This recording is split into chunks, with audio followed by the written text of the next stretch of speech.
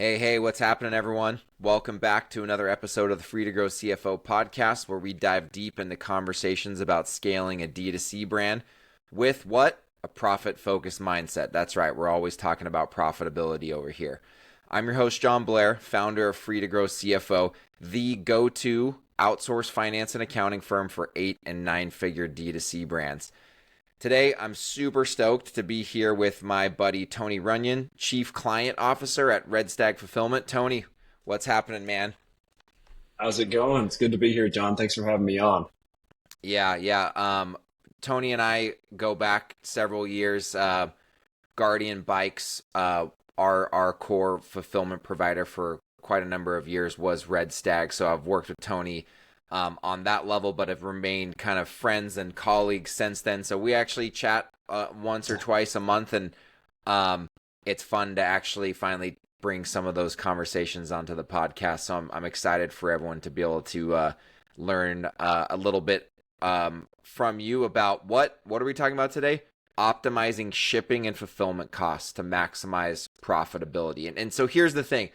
Why are we talking about this today? We're talking about this because obviously, in addition to cost of goods sold and marketing costs, which I feel like we talk a lot about those things on the show, that the next biggest cost is fulfillment, right? As a physical goods brand, we're shipping everything, right, to clients. And in the D2C context, we're shipping direct to the consumer. We're not realizing really big economies of scale of palletizing shipments and shipping them to retailers, right? Which is something that, B2B focused brands really get to enjoy and D2C brands don't. And so understanding how shipping and fulfillment costs work and how to leverage the understanding of how these costs are structured is really important to remaining profitable as you continue to scale your D2C brand. So before we get into the nuts and bolts of shipping and fulfillment, I'd love to first just get a little high level background from you on kind of your background and your journey to joining Red Stag. Yeah, absolutely. Happy to do that. So for me, the journey into the supply chain world or logistics and that sort of thing, I kind of, took a curved path here. So I went to the MBA program at the University of Tennessee, straight out of college. Wasn't exactly sure what I wanted to do yet. So that was kind of my next step. And while I was there, became a consultant for a software startup that was really focused in the media company, or in the media industry, I should say. And so spent a lot of time, actually almost 10 years working with the software company, helping build a product that helped engage users around interactive events and that sort of thing and sponsorships.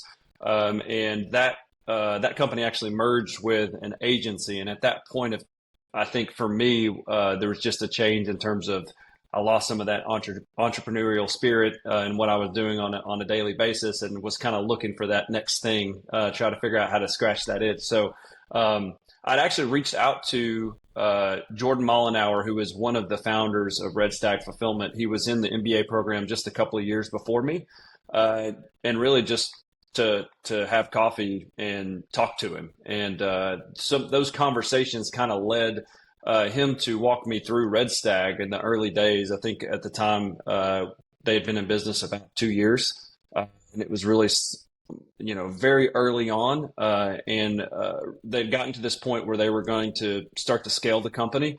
And we're looking for someone to really lead the engagement with existing clients to ensure that we're nurturing those relationships, understanding what those clients needed and that sort of thing. So that was just over 7 years ago that I got involved with Red Stag. Didn't really know a whole lot about this world or anything about shipping or shipping parcel or anything. And I still remember Jordan told me, hey, let me walk you through this startup. I think it'd be something really exciting for you. And I walked through the warehouse for the first time, and I saw all the product on the racking, and I saw the racking and the equipment. And my thought was like, this isn't a startup. Look at all these assets, and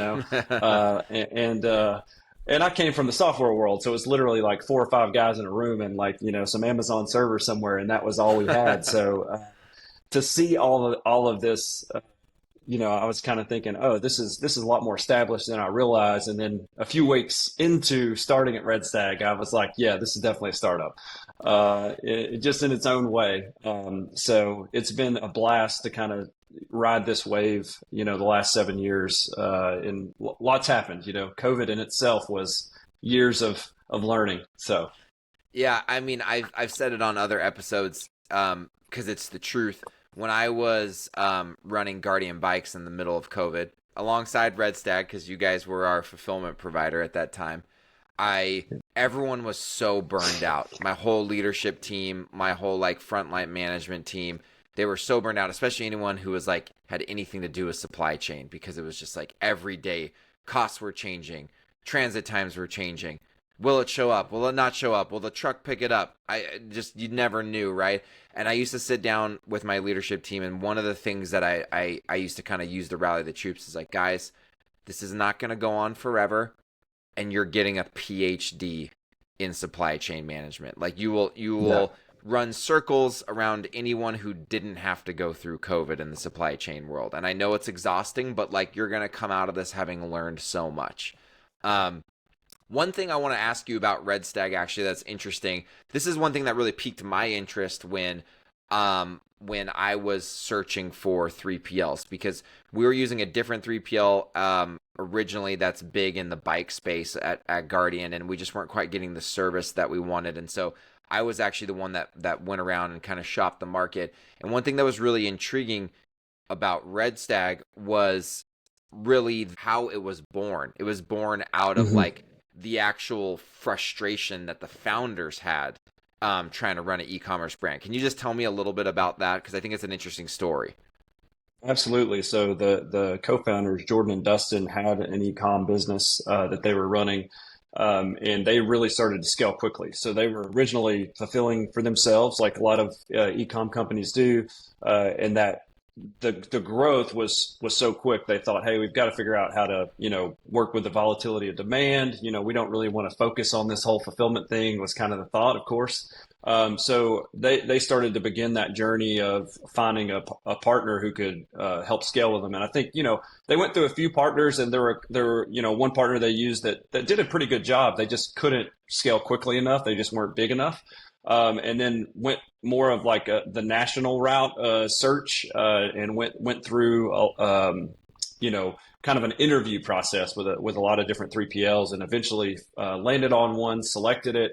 And what they found was, kind of what they thought they were supposed to be and what they said they were going to be didn't turn out to be, what actually happened. And there was a Christmas one year when one of the co-founders called the president of the 3PL and just said, "Look, I'm going to be down there, tomorrow to help fulfill these orders. Like, I hope your team will join me because we're weeks behind trying to Hmm. get these orders out." And he showed up there, and what he noticed when he was there is this is not something that can be fixed by me coming down here. It's not. It's a cultural issue where they saw that the break rooms were in terrible shape, and they were a mess, and you didn't even want to go into the bathrooms. And this whole idea that the way that these employees were treated really directly impacted how those employees treated the job that they did. So that was a big, I guess, catalyst for why they said, "Hey, we're going to have to do this ourselves." And the other pieces were some of those big pain points, which are number one, like we want the order to ship on time, right? We want it to ship accurately. So hey, put the right thing in the right box. It doesn't matter if you ship it out on time if it's the wrong item. And then the other was the inventory accuracy. Things like shrinkage really hurt them, and the thought that someone was allowed to lose or damage a certain amount of inventory with no consequence was just bizarre. How is that okay? So For sure. those are really the things that they kind of built Red Stag on. Yeah.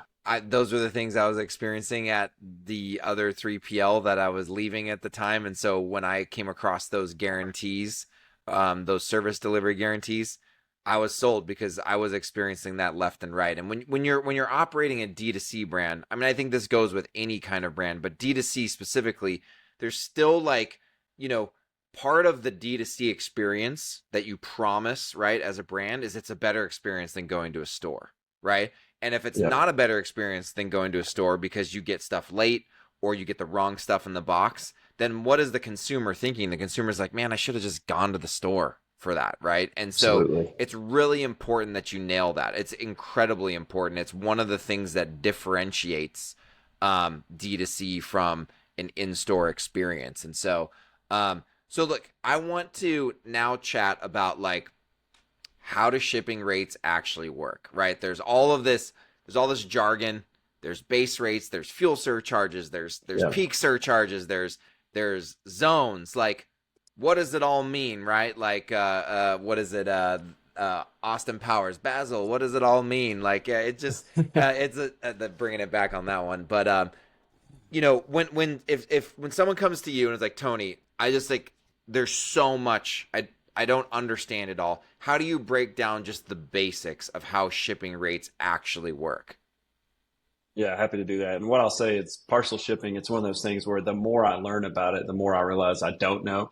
Doing this 7 years, and I think I've got all the nuances down, only to like discover something new, that impacts things. So I think carriers do a good job at keeping you on your toes, and it's a complicated thing. But that being said, there are some basics that can really help you get your head wrapped around it pretty quickly. And for the most part, carriers do try to align cost with their labor and like the effort required for them to deliver a package. So if you keep that in mind, most of the time it makes common sense when you walk through things. So really what you want to know is like the size of the package, which includes the dimensions and the weight, and how far it is being shipped are the two primary things that impact the cost for shipping. So I'll kind of break that down a little bit more because it's easy to do that. But the one thing you want to look at is what is the build weight of a package, and that is there's the actual weight. Hey, this thing weighs 20 pounds, and then there's the dimensional weight. And that's a lot of things. It's been around a long time, but even now that some people like get caught off guard about, which is if you ship a feather in a box that's really big, historically carriers would charge you for the weight of that feather, right? And they realize, wait a minute, this doesn't make sense. It takes up a lot of room on my truck, like it takes a lot of room in the warehouse. So what they did is they created this what they call a dim divisor. And so that, for example, for UPS and FedEx, it's length times width times height divided by 139, which is the dimensional divisor. And what they do is say, okay, we'll take that weight and we call that the dimensional weight, and we'll take the actual weight, and whichever one is bigger, that's the one we're going to charge for. So that's kind of the first thing to understand. And because now all of a sudden your mind starts going through, like the size of the package matters. There's things we can do to adjust packaging to help us there if we're getting billed dimensional weight instead of actual. And then the next is the distance, right? If I'm shipping from Florida to California, that's a long way to go.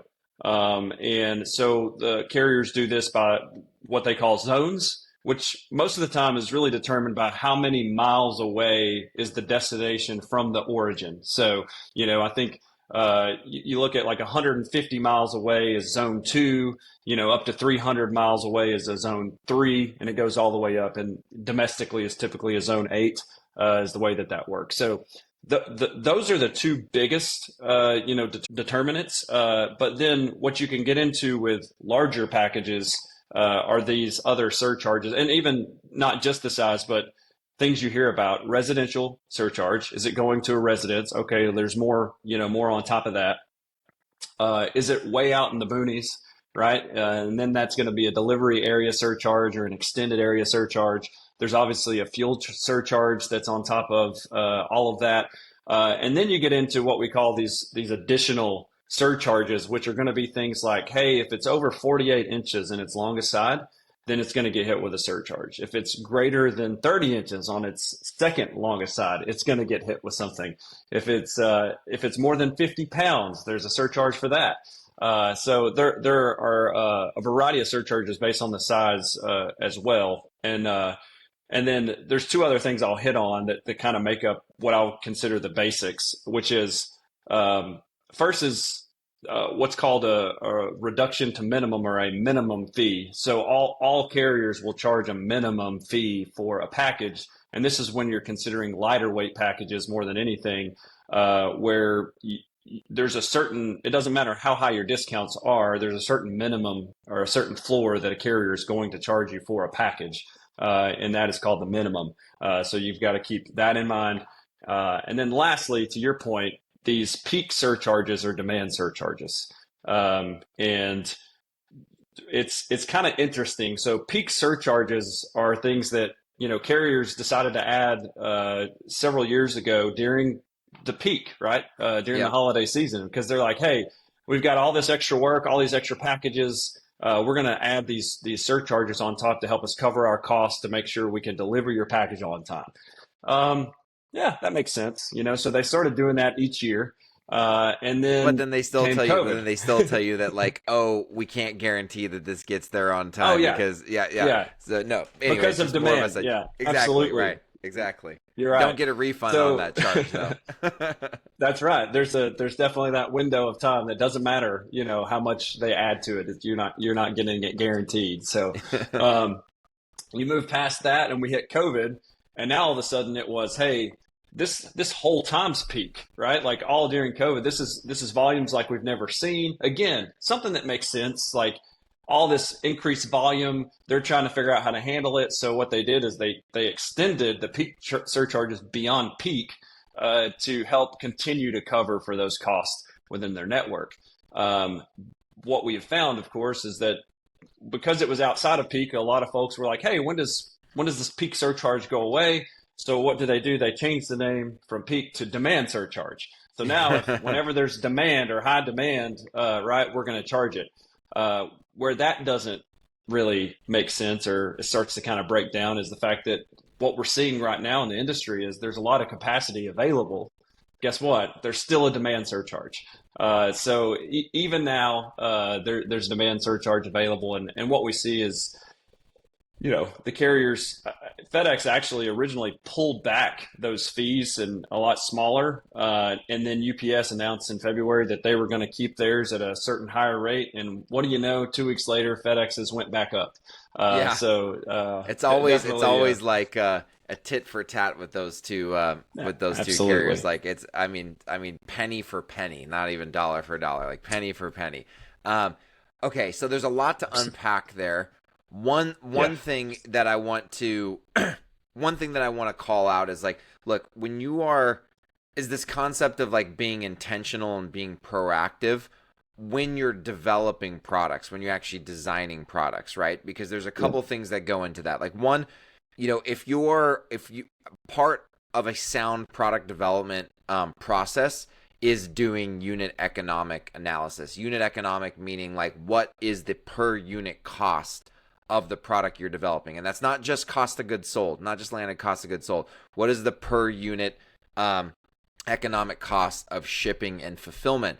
And when I was at Guardian Bikes, this is where I learned about how all this stuff works. When we were looking at our unit economics for each of our SKUs, we were poring over like, man, how can we pull half an inch out of this dimension, right, on this particular bike and get us below the threshold for that extra dimensional charge, right? And so we're going back to the drawing board and going like, okay, where do we put the wheel? Where do we put the front tire? How do we hang the handlebar?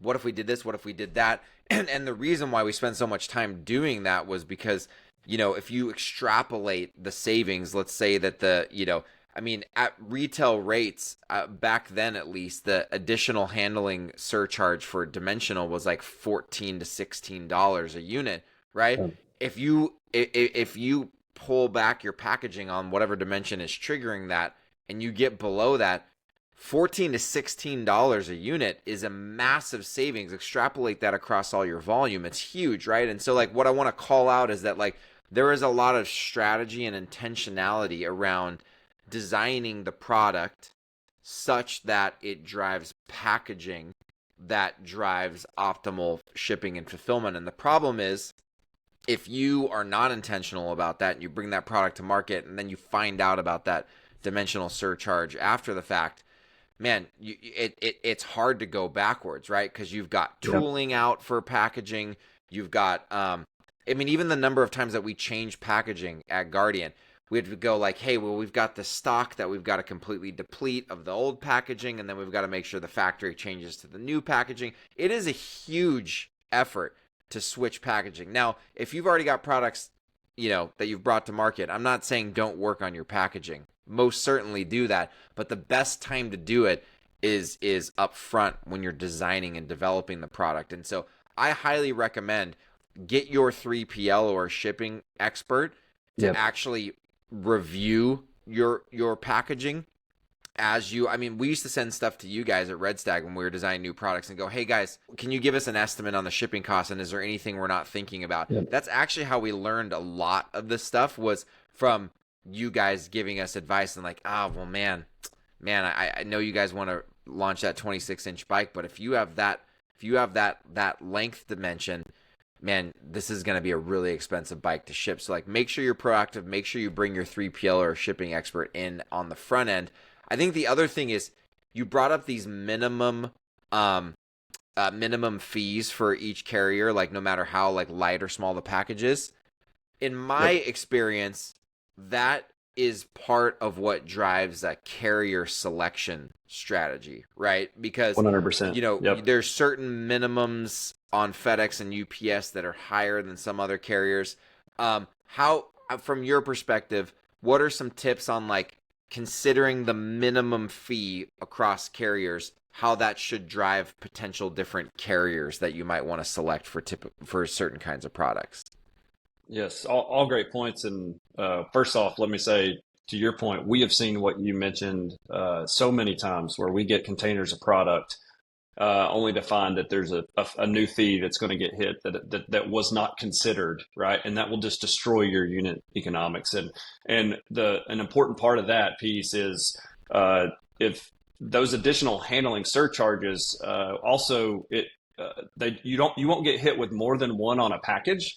But it's very important to know, if it's over 50 pounds and greater than 48 inches, which one is it going to get hit with? For sure. Because you might design, to avoid one, but then you get hit with another. And another is if it's got straps on it, right? Say you designed it smaller and more compact. Hey, we're going to put these straps on here so that'll take care of it. And you realize, hey, you eliminated those, but there's this fee called the additional handling packaging fee. To where now that that fee gets added. We made that mistake at Guardian. I don't know if you remember that, but at one point, I believe the factory told us. This is the other thing. The factory recommended we added the straps, and it had something to do with container loading, right? And a few other things. And so we listened to them. And then those got to you guys, and then we fulfilled those units, and we got tagged with that fee. And then all of a sudden, we're calling the factory and saying, "Get those straps off of there," because like whatever they charged us an additional fee to like load the container was cheaper than what FedEx was charging us for those straps. So some of it's live and learn. There's a lot to cover, and there's a lot to know, right? And so I'm not suggesting that any of you brands out there like understand all of this to the T. I'm saying make sure you have someone in your court, and hopefully a 3PL who can really help you navigate these things. And like, they would be happy to review your packaging ahead of time, because quite frankly, the 3PL doesn't want you to be upset. They want you to have great unit economics so that you can scale, and so both of your businesses can grow, right? So anyways, I know we kind of like went off a tangent, but carrier selection. What are some tips you have on like thinking through which carriers are better for different situations? Yeah, I mean, there's so many things to take into account, and I mean, you can kind of go like this cheapest all route if you want, depending upon what your clients or your customers look for, right? Like if you have a customer who's very sensitive to transit times, that might change who you consider. But what I would say is we typically find a FedEx and UPS.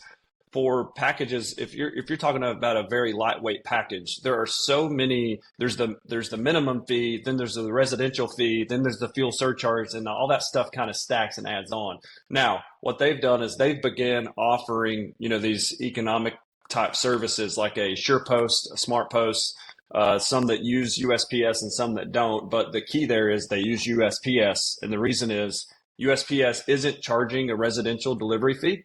So the cost that you get there is all in. It's that fee plus fuel. So what we do is we look at USPS, we look at Pitney Bowes or DHL, and then also some regional carriers even who may be in a situation to negotiate even a little bit more, and so that kind of goes to the next point, which is having a 3PL that can help you dive into specific discounts can really be beneficial as well. Let's say that you just cannot get your packaging down, and it still be quality to not hit an additional handling surcharge. Well, that's where it can really be beneficial to work with a partner to say, hey, I've got to pay it. Maybe I can get some sort of discount off of Publish, which, of course, anybody can go and ask for it, but having volume within a particular area makes that a lot more attractive for a carrier to discount it. And then that can be passed through to a brand as well. But to your point, we certainly look at, typically for lighter weight packages, we kind of have certain shipping methods that we look at and certain carriers. And then as they get larger, of course, I mean, there are some carriers that won't even accept packages that are longer than 48 inches, right? Or that are more than 50 pounds, at which point it kind of narrows the scope of what you can consider. Man, we're gonna have to have you back on another time because I'm just looking at how much time we have left, and we're not gonna get to everything in the next 25 minutes, but that's okay. So there's a couple of things there that I wanna dive into. Let's first go with what I have learned over the years, and I think what we've talked about at this point is a good backdrop for the audience to understand this. What I've learned over the years is that if you start thinking about if you want to start a brand or you're thinking about the next products that you want to bring to market for your brand, the holy grail is small and or light, higher price point, right? Heavy and or big, lower to medium price point gets really hard. Why? Because shipping rates are driven by weight and size, right? And so if you have a low value product that is heavy and big, it's going to be really hard. It's actually one of the reasons why beverage is really tough D2C, in my opinion, because beverages are heavier, right? I mean, when you think about their weight compared to their size, they're heavy value, and they're low value. You're not selling $100 beverage, right? And so the reason why things worked for us at Guardian, bikes are heavy and big, but we had a high price point, right? It's hard. But we have a premium bike. We had a really high quality bike, safest kids bike, direct to your door, can't flip over the handlebars because of our patented brake system. It's hard for mass market bike brands like Schwinn and Huffy, big and heavy, low price point. It's really hard for them to go D2C. That's an important takeaway for everyone listening to understand. If you're going to have a heavy, low price point product, like B2B, going through retail is probably your way to profitability because you can get economies of scale on shipping and fulfillment by either palletizing or, even better, a lot of brands at the beginning, they use the actual retailer's shipping rates right at the beginning and they just pass those through to you. And then it's a volume play because the retailer can order a lot of volume at once. This is a really important takeaway. There's a lot of brands who've made mistakes, and earlier in my career, I was naive and didn't understand this. A lot of brands who've made mistakes and not thought about this, and so super important. Another thing is the strategic discounts, I'll call it, right? This plays into another question that I kind of was thinking about when we were preparing is not all 3PLs are made equal, right? I have my own opinions as to why they're not all made equal, but definitely one area is strategic discounts, right? Where is that 3PL focusing on negotiating their discounts? So before I ask this next question, I want to just kind of set the stage for the audience. Here's the thing. Every brand that reaches scale, whether they self-fulfill or use a 3PL, part of their economies of scale and their improving profitability is 1000% through negotiating discounts with carriers. That every elite brand does that, right? But just getting a blanket discount across the board is a bad strategy unless you have products that are all across the board in terms of size and weight, right? But being very strategic on negotiating the right discounts is really important. And it's also important when you're going to choose a 3PL is understanding what has been their strategy for discount negotiation and where are their discounts concentrated. What kind of like advice or tips do you have about that subject, Tony? Yeah, no, I think it's a great point and one that we talk about frequently at Red Stag because for us, when we started, our founders started, the product that they were shipping was heavier and more dense. So really, we kind of naturally started with carriers talking through, hey, what can you do for these heavier packages or larger packages? And what we found very quickly is like that is not the majority of the e-com space, right? When you think about an Amazon box or, you know, what is the, in terms of velocity of volume, it's 10-pound or less packages, right? Is what you see a lot of. So as a result of that, the majority of the 3PLs and partners that you see out there are going to have been negotiating a lot more aggressively on those lighter weight packages. And this is kind of, I'm not going to say it's a race to the bottom, but in reality, when you get down to where you're paying the minimum, right, for a service, and you can negotiate even what's called the reduction to minimum, like, hey, how much is a carrier willing to reduce that minimum amount to you for? You're working with nickels and dimes, right, not dollars. For sure. And so what we have found is like a 3PL who says they do it all, it's probably not a very accurate picture, or if they do, their rates are not going to be super aggressive across the board, right? They're going to have more, like you said, more of a flat rate across versus, hey, we've really focused on this area. So for Red Stag, as we've grown, you know, we have definitely been originally in this heavier space, and then as what we found is naturally with heavier items came bulkier items. So this is where you hit the AHS or the oversized products. But just like with bicycles, you're going to have helmets, bells, pedals, accessories. Yep. So what we have found is that's where using alternate carriers can have an impact, because I may go with one carrier and really negotiate oversized fees, and from there we're able to filter and flow that oversized product through that carrier.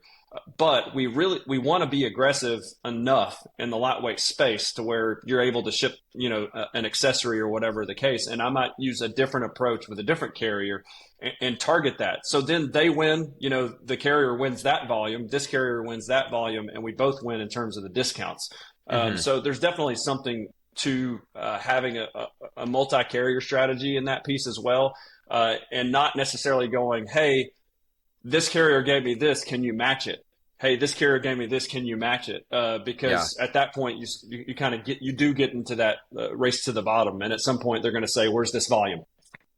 So. Yeah, for sure. I know that they'll give you a chance or two, and when you don't hit it, it's really hard to get back in their graces. Like, I mean, you lose your reputation and you lose your leverage with them, and there's only so many stories you can tell them about why the volume didn't come. So totally agree with that strategy. I've come across a lot of 3PLs who basically pitch that they are everything to everyone with those mass discounts across the board, and I'm always super skeptical because I know how it works, and I haven't really seen any carriers really be successful with that, quite frankly. Or any 3PLs really be successful with that.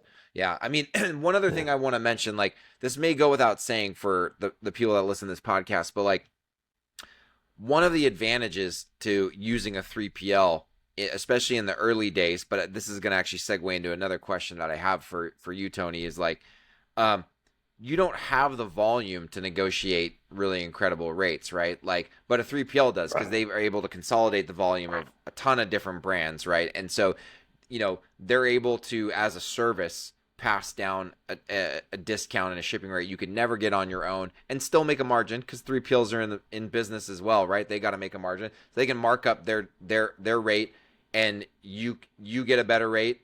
They make a margin. Everybody wins, right? But there is obviously, and I know you deal with this all the time, Tony. There's obviously this like allure of beginning to fulfill yourself at some point when you reach a Yep. certain volume, because you're like, basically the general theory is I can cut out the middleman, which is the 3PL, right? I can cut out their markup and their margin, and I can go get the, quote, negotiated wholesale rate myself. And yeah, I'm going to have to run a warehouse, but the savings that I'm going to get by cutting out the 3PL on the rates is going to more than offset the impact of the fixed costs of operating a warehouse, right? Rent, the Yep. people, the equipment, all that kind of stuff. What are your thoughts or opinions on if and when self-fulfilling actually does become better for a brand? And what are your thoughts on, like, how far can a brand really run with a 3PL? Yeah, that's again a great question, and one of those that's like I'll give my my standard answer, and then also leave the idea that it can be different for every brand, right? In a lot of ways, but like I think what we see is really there tends to be uh, like at the beginning phase of an ecom business, it may make sense to fulfill for yourself right at the beginning, right? And why we say that is there could be you're figuring out the packaging. You're trying to figure out what is it going to cost. Like if I ship For these sure. different sorts of boxes and you kind of get that understanding, you're able to do some very special uh, individual touch and customizations to products maybe when you're trying to build your customer base and get loyalty and create these experiences and that sort of thing. So I think like at the beginning when your order's small, maybe low volatility and you want that customization, it makes sense. You might have to pay a little bit more on the shipping side as you kind of learn that. And then you kind of hit this point where, okay, now a 3PL makes sense, right? And I think our founders saw that same thing in their business. So as you do that, there are certain things you give up. For example, right, like having someone walk out on the floor and hey, these people order these three things, and the system says to ship them separately. But I bet I can open this box and put something inside of that box, right? Well, some of that stuff can be programmed, but some of it, it's like you don't have the expertise when you've got 300, 500, whoever employees Hmm. who are shipping for hundreds of different brands, right? So you kind of keep in mind, okay, there's going to be these experiences, which is why it might be even more important to tailor that stuff before it gets to the warehouse, right? As well as maybe you can do some special projects like kitting or something to do that stuff on the front end. And then to your point, that allows you to take advantage of the economies of scale of that 3PL, that the shipping, but also they have it's on them to figure out the warehouse leases, the labor, handle the spikes in volume, and that sort of thing. And for sure, what we see is like this curve, and there's like this sweet spot, right, where it works really great. And then I mean, there's obviously a point at which you outgrow a 3PL. And I think depending upon the product category, like what you're doing within your industry and that sort of thing, those things can vary. Yeah. But what I would say is what you have to consider is, to your point, can you optimize for labor cost? Can you optimize for inbound and outbound cost? Like, can you optimize for transit times? Do you have someone who's an expert in real estate? Do you have in-house ops expertise? Do you have the capital? That's the other thing. Capital intense. It's a capital intensive business. If you need racking and you need to buy pit equipment and some of these other things that you've got to fund, can you do that and also buy enough inventory to keep your stuff in stock, right? So there's going to be a capital aspect of that as well. And then just a matter of do you want to deal with it? It's a headache. Like we know because we deal with it every day, right?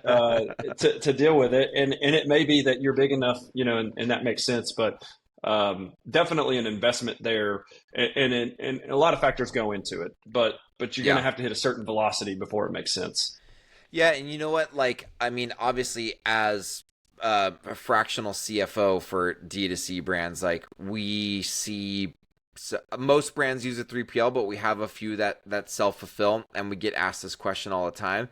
And I think of it the same way about as I do about in-house manufacturing, which is that it can represent a huge economies of scale and margin and profitability improvement, but you have to have volume. It's a Yeah. volume play. Economies of scale, by definition, means like, you know, basically unit economic improvements that you get because of scale, right? And Yep. what I see, a mistake I see brands make is do it too early, is try to bring fulfillment and even manufacturing in house too early. And generally this is not a perfect answer because there's a lot of nuance, like Tony said, as it relates to product category in each brand. But like, if you're not on your way to like 50 plus million in revenue and like probably like really setting yourself up to be a 9-figure brand, it may not make sense to take over fulfillment. It doesn't mean that there isn't a place to take over fulfillment and it actually make profitability sense before 50 million. But generally speaking, you need to be doing at least that much revenue to really, really squeeze out the value that you want out of it. And why? Yep. It's because there's a lot of fixed overhead, or what is called operating leverage, that you bring on to the business. And what operating leverage and high fixed costs do is it makes it harder to break even. You have to do more revenue to break even. That's the downside.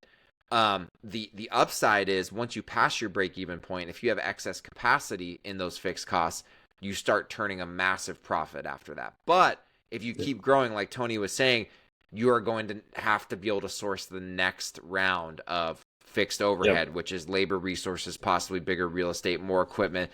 And so you're kind of playing this stair step game where, like, you're not really that profitable because you brought on all these people, leases, equipment, and then you start scaling and then you start turning a huge profit, but you keep growing and you're like, man, I got to get the next round of people, real estate, equipment, and you become very little, there's a very little profit, but then you keep growing and you start squeezing a ton of profit out of those assets. And so it's like, it's just a question. It's a different game. It's not a bad game or a good game. It's a different game. And so I always tell brands, like, listen, what are your goals? If you have goals and it looks like you can hit 100 million, yeah, at some point you're going to need to bring this stuff in house, but be careful about doing it too early, and definitely make sure that you bring on, like, some sort of a VP or leader who knows this stuff really well, who can put the systems, the processes, and recruit the people, because it is a whole, I know, like when Guardian went to self-fulfilling, which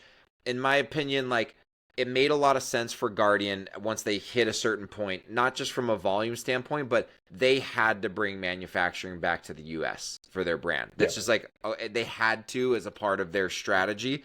And so it's hard to do your own manufacturing, and not impossible, but it's hard to do your own manufacturing and not also do the fulfillment if you're already going to acquire the real estate and bring all those people on board and put the systems in place, right?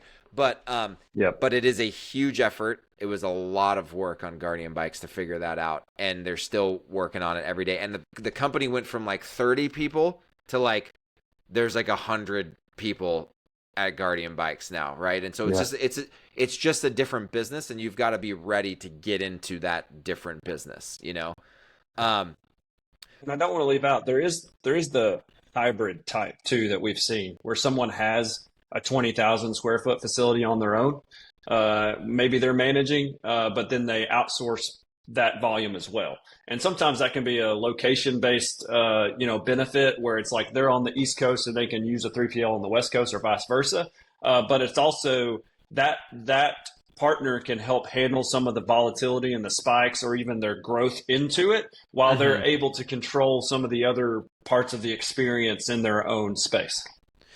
Well, that was the perfect segue, I must say, into fulfillment network optimization, which is the next thing I wanted to talk about. So, yes, you're right. Like fulfillment, when you're talking about, optimizing your fulfillment network, meaning where are your fulfillment centers located, and I would say alongside that, what inbound freight routes are you taking to get to those networks, to that network. So it's not just, it's inbound plus outbound optimization, right? There definitely is a place for a 3PL to aid in that, even if you have stuff in source. But let's just talk about the situation where you're using a 3PL exclusively, which is most of the brands that we work with.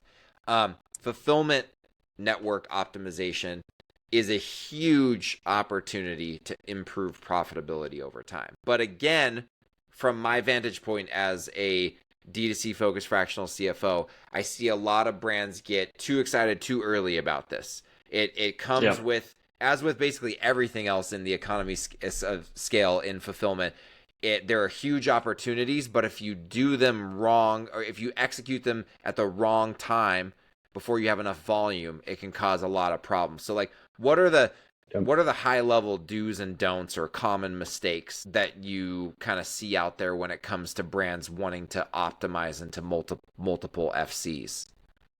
Yeah. So the initial point is right there that you made, which is a lot of times there's like this excitement of, ooh, like 7 locations, let's go, right? Yeah. And inventory management's hard. Like, and it does it, especially if your product is coming from overseas where there's a huge lead time, right? That's a biggie. But even if it's coming domestically, like making sure you have enough product in all the locations can be a huge beast to manage, right? And if you start, and for us, and this is what I'm more familiar with too, is if your products are more expensive, if they're larger, if they're bulkier, and that sort of thing, then you also have to balance that with like my inventory carrying costs. Like now I need more of this expensive item to have somewhere, and it costs even more if I stock out to ship it from the wrong location. So you definitely don't want to like outpace your in-house expertise to manage the inventory. Sure. So that's one piece of it. And the other is like, what are your clients? A couple things. Number one, what's the customer expectation, right?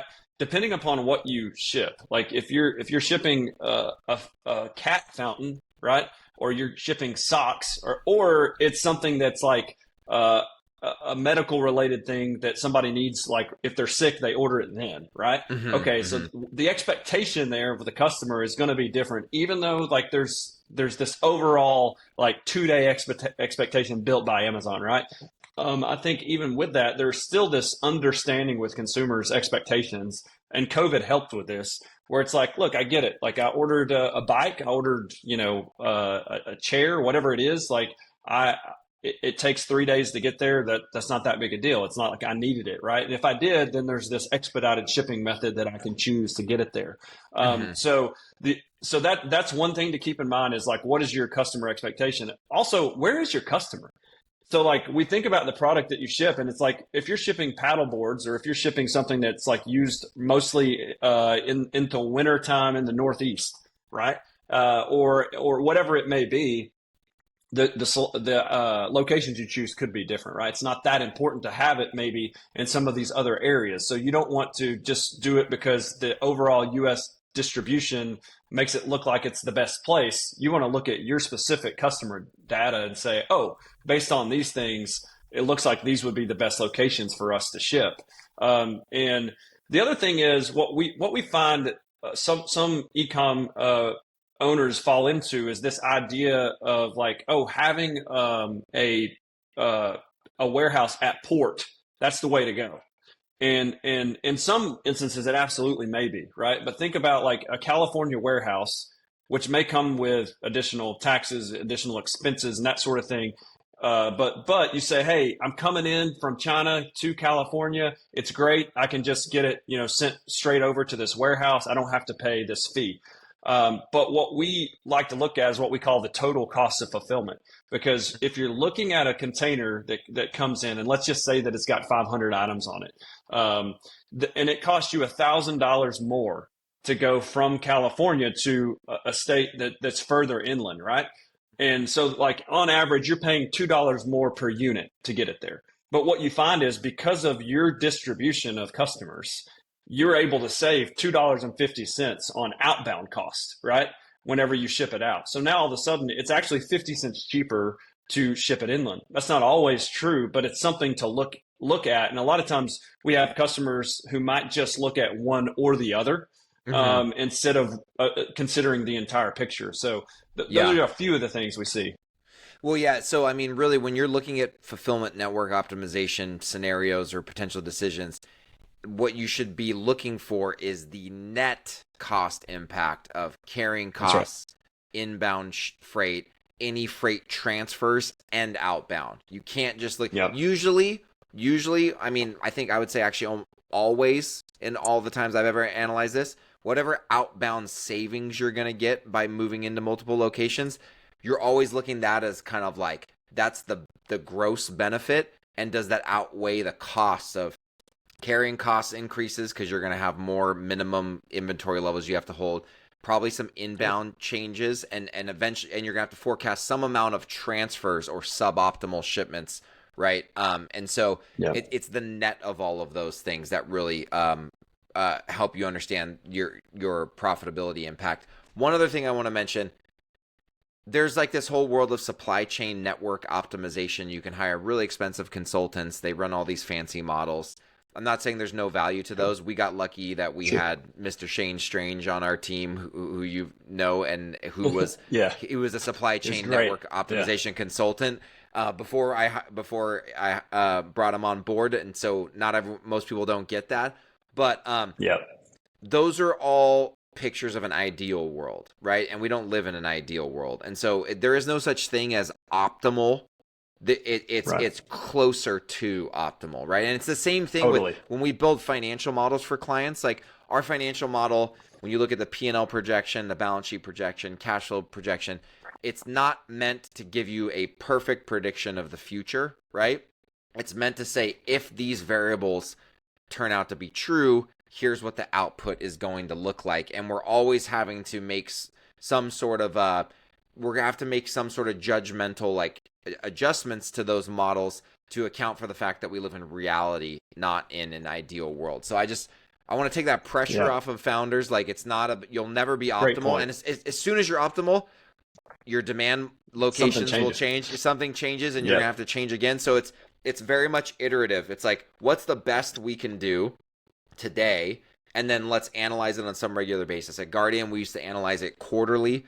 Depends on the volume and the volatility in your space. Maybe annually is fine. It's more about revisiting it and just saying, like, what incremental impact can we make? And if you keep making incremental impacts over time, you will find yourself getting economies of scale. And one other thing I want to mention here too is just that, like, going back to this is just kind of sum up a bunch of different things that we've been talking about into a single statement. When you're going out there and you're looking at 3PL, it's not just about discounts.